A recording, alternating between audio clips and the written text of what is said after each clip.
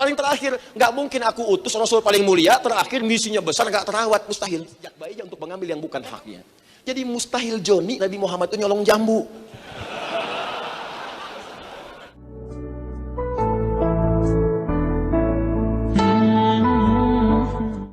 Ustaz disuruhkan ada jinnya untuk manusia bagaimana?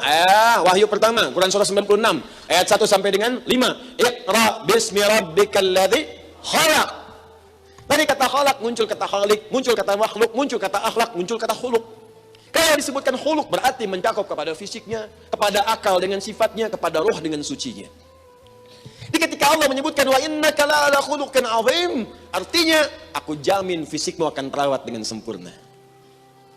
Fisiknya sempurna, terawat. Makanya Nabi ketika terlahir pun sempurna, bersih kesaksiannya, lahir. Bahkan ayahnya tak ada, dijaga tetap karena dijamin oleh Allah akan dirawat. Nggak ada Nabi Muhammad nggak terurus, tidak ada. Karena jaminannya jelas di Quran. Engkau tuh dijamin dengan sempurna, azim, tinggi. Engkau ini Rasul paling mulia, Rasul paling terakhir. Nggak mungkin aku utus Rasul paling mulia, terakhir misinya besar, nggak terawat, mustahil. Kata Allah, aku yang rawat. Bapak nggak ada, jangan takut, nasab aku sempurnakan. Makanya ketika lahir, semua nasabnya sempurna. Nasab kaumnya sempurna, Quraisy. Itu Bani Hashim, Quraisy, itu kalangan paling terhormat. Jadi orang nggak bisa nyoal. Kalau bahasa kita sekarang kan, dulu kan kalau kita sedang diskusi, dari mana kamu? Anak menteng. Anak menteng. Hebat. Dari mana kamu? Tanah Abang. Pantas. Bisa ya. Contoh. Jadi orang nggak bisa nyoal. Sebab Nabi itu kaumnya sempurna. Hashim nih paling hebat, menteng. Sukunya Quraisy. Quraisy itu paling fasih. Kata Nabi dalam hadis sahih, ana afsahu. Ya, afsahu. Afsahul Arabi baida anni min Quraisyin. Saya orang Arab yang paling fasih bahasa Arab. Paling fasih. Dan saya dari kalangan Quraisy karena Quraisy itu paling fasih. Makanya Al-Imam Asy-Syafi'i ketika beliau usia 10 tahun, ibunya membawa ke Mekah untuk dikembalikan kepada nasabnya dari nasab situ. Hudail masuk kalangan itu, Hashimi, beliau Hashimi. Ya, itu nasab dari bapaknya, itu nasab dengan Abdul Manaf dari kakek Nabi SAW. Ya, Muhammad bin Idris. Ya, asalnya Muhammad nama aslinya, bukan Asy-Syafi'i. Ya, Asy-Syafi'i itu nama kakek ketiganya.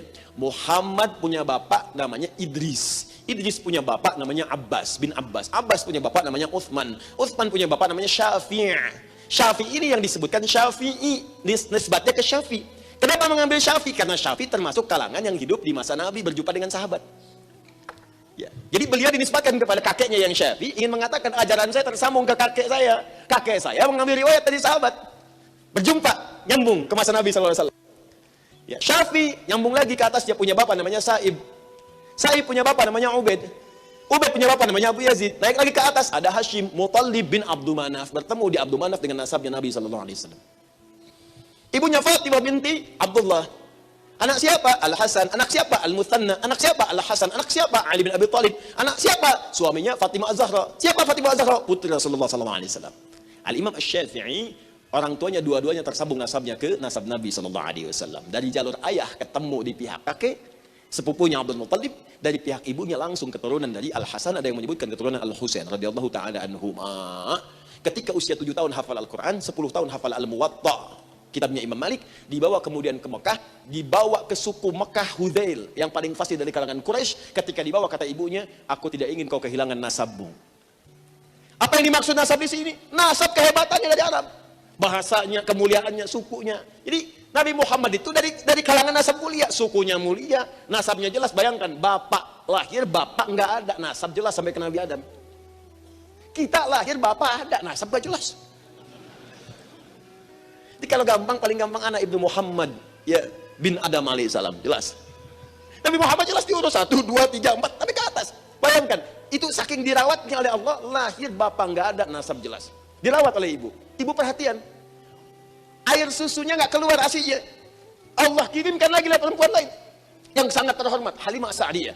As-Sa'diyah ini terkenal. Apa di antara terkenalnya? Yang paling bersih, bahasanya yang paling halus, tempatnya yang paling bagus. Di saking dirawatnya oleh Allah, dikirimkannya bukan ke tempat biasa. Mudah di sekitaran Quraisy menemukan ibu yang memberikan air susu ASI.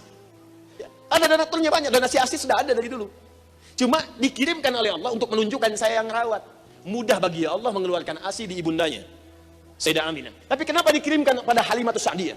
Untuk menunjukkan keutamaan Nabi Muhammad SAW yang dirawat langsung oleh Allah Subhanahu Wa Taala. Yang paling dahsyat, saat diberikan ASI itu, ini hadisnya jayyid. Posisi beliau di paling kanan. Untuk anaknya Halimah yang lain paling kiri. Satu kali, teman-teman sekalian, dipindahkan Muhammad SAW bayi ini ke kiri. Tapi dia tidak mau meminum ASInya. Karena dijaga oleh Allah untuk tidak mengambil yang bukan haknya. Bayi disusui di kanan, dipindahkan ke kiri, dites. Nggak mau nyusu. Kenapa? Dijaga, dirawat oleh Allah dari sejak bayinya untuk mengambil yang bukan haknya. Jadi mustahil Joni Nabi Muhammad itu nyolong jambu.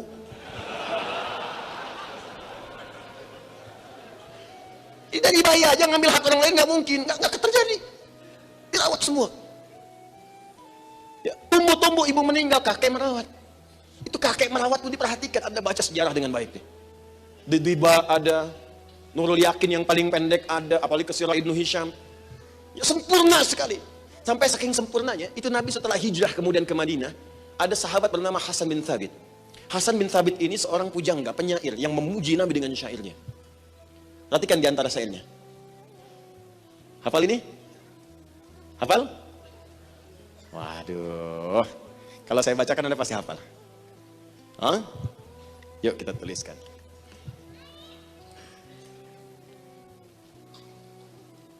Wa ahsanu minka man la tara qata 'aini wa ajmalu minka lam talidin nisa'u khuliqta mubarra'an min kulli 'aibi ka'annaka qad khuliqta kama tasha'u. Itu syairnya masa Hasan bin Thabit di masa Nabi, memuji Nabi, dipopulerkan oleh Mustafa Atif. Sekarang dapat royaltinya di Indonesia disampaikan oleh Nisa Sabian. Seterusnya apa? Qamarun sidanan Nabi, qamarun. Awalnya tadi. Saking sempurnanya engkau seperti rembulan wahai Rasulullah SAW. Apa terjemahannya? Di antara makhluk yang paling mulia yang tidak pernah dilihat mata, ini kesaksian Hasan bin Thabit yang mendampingi Nabi. Tidak ada makhluk yang pernah semulia ini yang pernah ditatap oleh mata.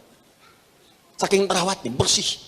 Di kesaksian sahabatnya langsung bahwa Nabi nggak rembesan. Terawat. Nabi tidak kumuh. Sempurna. Bahkan kata beliau, nggak ada makhluk yang pernah saya lihat sesempurna ini dalam pandangan mata. Tidak ada makhluk paling indah yang pernah dilahirkan oleh perempuan yang disaksikan oleh beliau saat itu. Diakui.